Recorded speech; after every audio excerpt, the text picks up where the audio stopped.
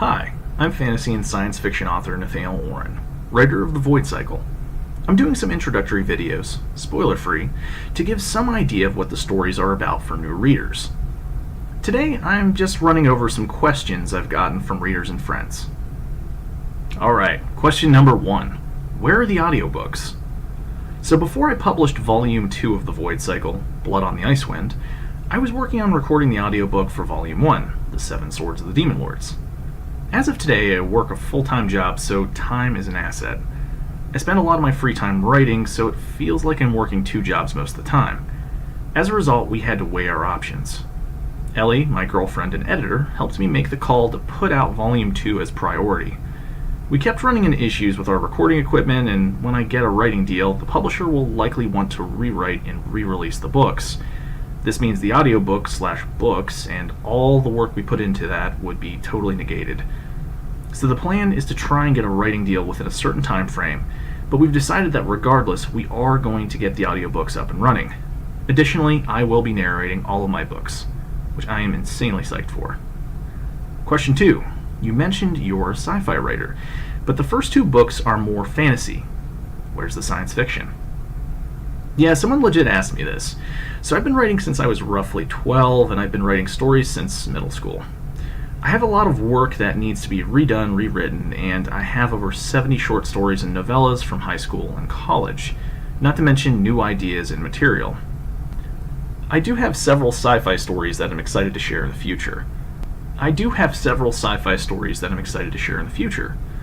I'm working on the story for a book or series called The Final Flight of the Icarus, which will take place in the Diaspora saga. Void Cycle is currently priority 1 because it's one of my oldest and most extensive universes, but as I said before, time is a commodity, and until I'm able to do this full-time, some stories will have to wait in the queue. I am looking forward to publishing a sci-fi story called Dreamscaper, which has events that tie into multiple timelines and universes I write in, including the Void Cycle. It's something I wrote in high school and recently redid, and has a film noir meets the futuristic vibe. Question 3. You've been writing since age 12. Why are you just now publishing your work? Well, this is kind of a personal question, but it's important to know how I got here. Most people see becoming an author as an impossible task, and that making a living writing is tantamount to landing on the moon. I usually don't blame people for pushing me in the direction I took. I was told I needed to be employable and practical, so I got into a line of work which allowed both. I didn't get much or any support for being an author growing up, and crazy as it seems, late in high school I almost got rid of all of my existing stories. The world convinced me it was a pipe dream, and I listened. But clearly that isn't where the story ends. Ellie and I have known each other a long time, and I told her the entire gist of the Void Cycle several years ago, including the overarching story and some of the major twists and turns. Ellie never forgot, and when we reconnected a few years ago, it was one of the first questions she asked me. Where are you with your writing? It'd been years since I wrote the first draft for Seven Swords, my first book, but I'd pretty much dropped writing and resigned myself to my fate. Admittedly, my early work needed a lot of work, and I needed to grow and mature as a writer, but that was just another excuse. Ellie challenged me on that, and pushed me to try and make my secret hope a reality. I've seen a lot of horrible things in my line of work as a nurse, doing palliative care, a lot of unrequited dreams, and open circles at the end of life. Henry David Thoreau's words got stuck in my head. Most men lead lives of quiet desperation, and go to the grave with the song still in them. I know I'll have regrets at the end of my road. Everyone has something, but I'm determined that this dream won't be one of them.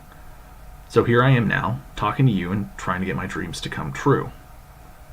Question 4. Why do you want to be an author? Well, I've always wanted to do it. I just couldn't come to grips with it. It was hard to get support, to get people to believe in me, especially those that mattered most. Even as I do this video after self-publishing my second book, my third underway, people always try to talk me out of it or convince me to keep on my current career as a nurse. But the work of writing truly resonates with me, and it always has. I felt directionless for years before I took writing seriously, like I was searching for my purpose, and turns out it was right in front of me the whole time. I just didn't want to accept it. It was too hard to accept it. Now that I've embraced this dream, this beautiful, scary dream, I feel more whole than I have in a long time. So why do I want to be an author? Because it's my purpose, it's my soul, it's my religion. Well, that's it for today, and thanks for the questions. And if you have more, please reach out on here, on Instagram at Nathaniel Oren, or on my website, nathanielorn.com. You can find my books on amazon.com, and I want to thank all of you again for your support. I really appreciate you helping me achieve my dreams.